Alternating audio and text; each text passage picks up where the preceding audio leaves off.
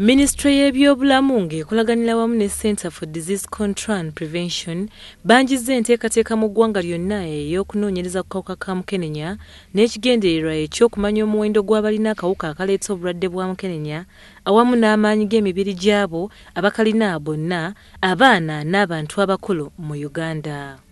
Okunoonyereza kuno kwa kufeffetta ebibalo by'abantu abawangala n'obulwadde buno okusobola okubateekerateekera obulungi awamu n'okusala amagezi butya gavumenti bw'enaalinnya akawuka kano ku nfeete.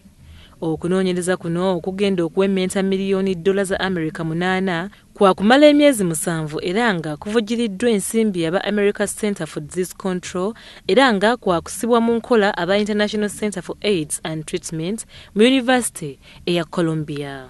Bw'abadde ayogera mu kutongoza enteekateeka eno, Minisita omubeezi ow'ebyobulamu Dr. Ruth Jean Acheng agambye nti bakukola ekisoboka okulaba nga amaka gali eyo mu 3 gaganyulwa mu nkola eno mu bbanga ery'emyezi 7.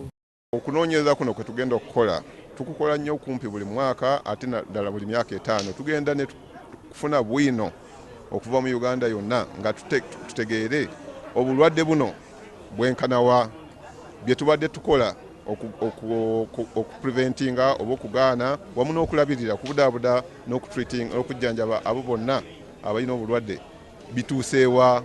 N'olwekyo nga bwe mumanyi tugezaako okupreventinga obulwadde buno obumu buyitamu, n'olwekyo tuba tulina okugenda mu population oba mu bantu. Ye Dr. Anthony Mbonye akalaatidde abakola okunoonyereza n'abayambi baabwe okubeera abeegendereza mu bintu ebikulu ng'okubeera abatuufu mu bibakola, omutindo awamu n'okwessaamu ekitiibwa okusobola okukola omulimu omulungi. Kuba bweyongera kiba kitegeeza nti olutalo lwaffe lutuliko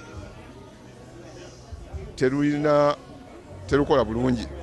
Tuba tuliddayo okulipulaninga, tuba tuddayo okutuula ne tuddamu ate buto okupulaninga.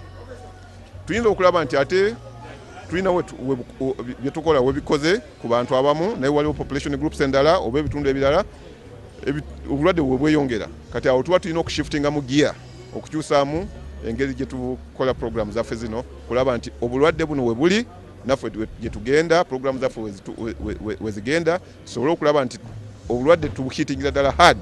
Dr. Joshua Musinguzi ayogedde ku nteekateeka eno nga bwegenda okutambula okwetooloola eggwanga lyonna. Okunoonyereza kuno tugenda kukola sample y'abantu be tugenda okutuukako abasajja n'abakyala n'abaana bajja kuba nga bayita mitwalo nga 3 mu 13 mu Uganda yonna.